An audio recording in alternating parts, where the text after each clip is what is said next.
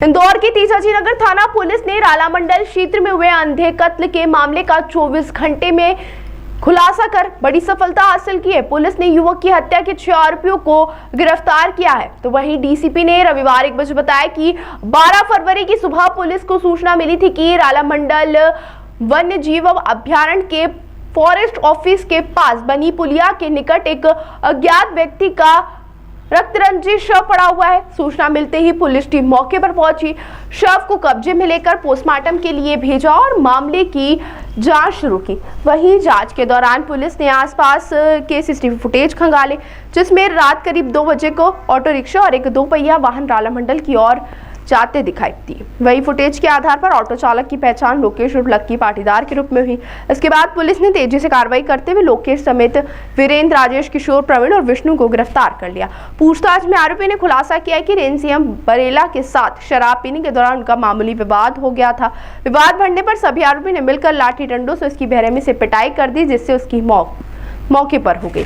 वहीं वारदात के बाद आरोपी शव को ऑटो में डालकर राला मंडल क्षेत्र में ले गए और पुलिस पुलिया के पास फेंक कर फरार हो गए। ये बेसिकली 11 तारीख की रात की घटना है। इसमें एक अज्ञात शव मिला था हमें राला मंडल जो है नेशनल वाइल्ड लाइफ सेंचुरी के पास में। वहां पे एक अज्ञात लाश मिली थी, जिसमें सुबह जब सूचना दी गई फॉरेस्ट डिपार्टमेंट के द्वारा, तो वहां पे जब मौके की तस्दीक की गई तो बॉडी आइडेंटिफाई नहीं हो रही थी, क्योंकि वो आसपास के निवासी नहीं थे। उसके बाद जब तस्दीक की गई और मुखबिर तंत्र को एक्टिवेट किया गया और काफी पूछताछ के बाद और जो जो जितने भी गुम इंसान पंजीबद्ध थे यहाँ पे पिछले कुछ दिनों के, जब उसको सर्च किया गया तो एक आइडेंटिटी आई हमारे पास। रेन सिंह जो है, इनकी उम्र 25 साल की थी और इनका हुलिया डेड बॉडी से मिल रहा था। तो जब इनके बारे में और पूछा गया तो ऐसा पता चला कि ये खुड़ैल थाना क्षेत्र में एक ब्रिक फैक्ट्री है तिल्लौर में, वहां पे ये काम कर रहे थे। उसके बाद जब फैक्ट्री गए और फैक्ट्री के सीसीटीवी फुटेज देखे गए तो ये 8:30 बजे करीब फैक्ट्री से निकले थे अपनी शिफ्ट के बाद में, और उसके बाद ये बाहर गए और किसी ढाबे पे पहुंचे, पे एक पेट्रोल पंप के पास में खुड़ैल थाना क्षेत्र में। ढाबे के पास जब वहां के फुटेजेस वगैरह देखे गए और पूछताछ की गई तो ऐसा पता चला कि ये कुछ देर तक वहां थे, उसके बाद वहां से चले गए।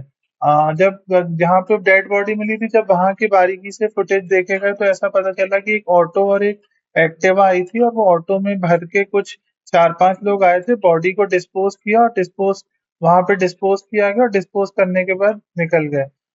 जब आसपास के लोगों से पूछताछ की गई तो चिल्लाने और गाली गलौज की भी कुछ आवाजें उनको सुनाई दी गई थी।